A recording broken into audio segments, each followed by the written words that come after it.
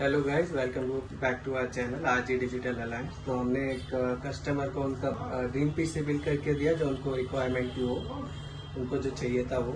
तो आप देख सकते हैं प्रोसेसर i5 12 Gen है, i5 12 400F प्रोसेसर है, गीगाबाइट का H610 है मदरबोर्ड। ओके, गैलेक्स का हम लोग ने उनको ग्राफिक कार्ड दिया 1650 4GB है।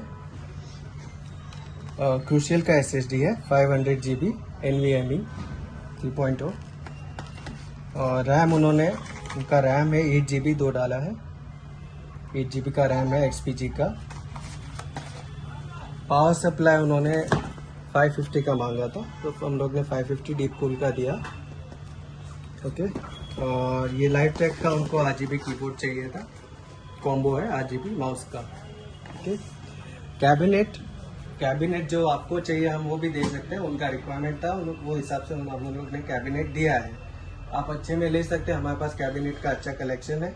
आपको जो चाहिए वाइट कलर ब्लैक कलर जैसा भी रहे आपको मिल सकता है। ओके, तो ये है, आप डिस्क्रिप्शन में हमारा नंबर देख सकते हैं। प्राइसेस के लिए डिस्क्रिप्शन में नंबर पे आप कॉल कीजिए। Okay, subscribe to our channel, like करना ये शॉर्ट वीडियो।